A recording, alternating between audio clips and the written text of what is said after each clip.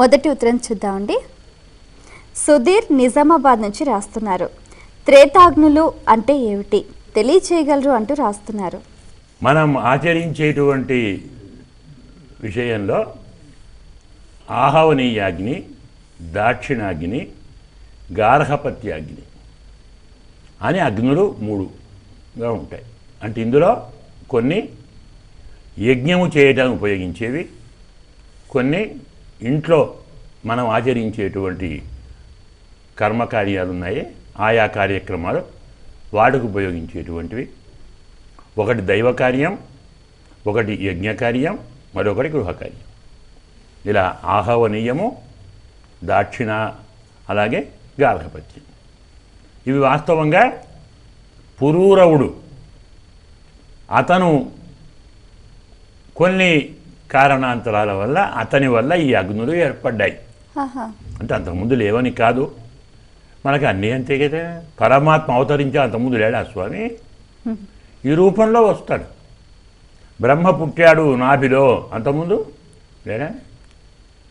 నారాయణుడు కృష్ణుడిగా పుట్టాడు, అంతకుముందు లేడా?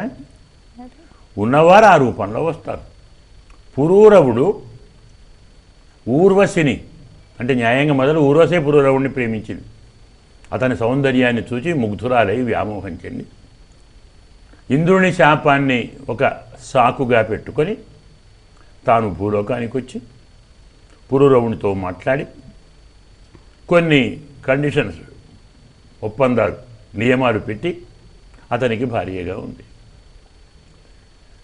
ఎక్కువ కాలం ఇంద్రుడు ఈమె లేకుండా స్వర్గంలో ఉండలేక మళ్ళీ కారణాంతో ఆమె తప్పించాడు. ఆమె విరహంతో పురూరవుడు మొత్తం దేశాలన్నీ తిరిగాడు పిచ్చివాళ్ళలాగా. చివరికి ఒక చోట నదీ స్నానం చేస్తున్నప్పుడు చూచి వెళితే, నీ సంతానం నా గర్భంలో ఉంది, ఆ పిల్లవాడు కలగగానే వస్తాను మళ్ళీ అని చెప్పి వెళ్ళిపోయింది. అలా కుమారులు కలిగిన తర్వాత వారిని అప్పజెప్పి, విద్యావంతులను చేసి అప్పజెప్పి, నేను నీకు కావాలంటే నీవు ఈ గంధర్వులను ఆరాధించు, ఉపాసన చెయ్యి, వారిస్తే నేను వస్తాను అంటే ఇతను ఆమె మీద వ్యామోహంతో వారిని ఆరాధించాడు. వారు ఒక పాత్ర ఇచ్చారు. ఇతను వ్యామోహంలో ఊర్వశి అనుకున్నాడు, చూచే స్థితిలో లేడు ఆయన. తేరుకొని చూస్తే పాత్ర, అది ఒక శమీ వృక్షం కదా, అలాగే ఒక చండ్ర, ప్రత్యేకించి మనకు అశ్వత్థ వృక్షం. ఈ రెంటిని మథనం చేస్తే అగ్ని పుట్టింది. చూస్తే ఆ పాత్రలో 3 ఉన్నాయి, అవే త్రేతాగ్నులు. ఈ త్రేతాగ్నులను ప్రతి ప్రాణి, ప్రతి మానవుడు, దేవతలు, గంధర్వులు, యక్షులు, కిన్నరులు అందరూ తమ తమ మనోరథాలు ఈరేర్చుకోవటానికి వీటిని ఆరాధించండి అని పరమాత్మ వరం ఇచ్చాడు. అందుకే ఇప్పటికీ మనం త్రేతాగ్ని ఉపాసిస్తాం.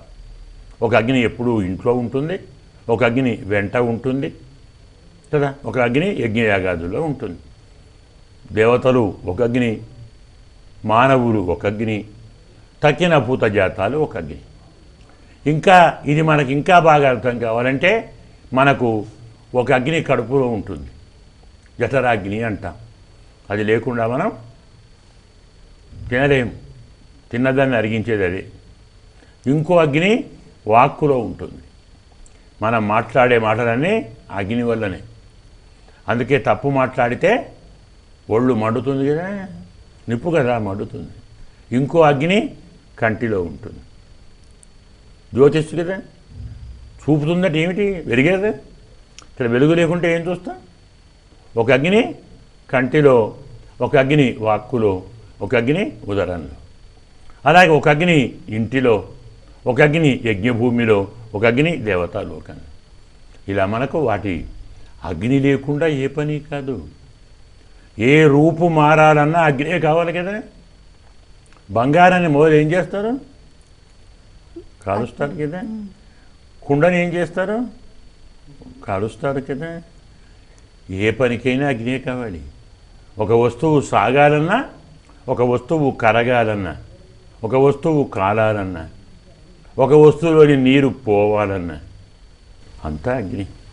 ఇలా సాత్విక రాజస తామస గుణాలను దేవ మనుష్య ఇతర ప్రాణుల స్వరూపాన్ని చెప్పటానికి 3 అగ్నులు మనం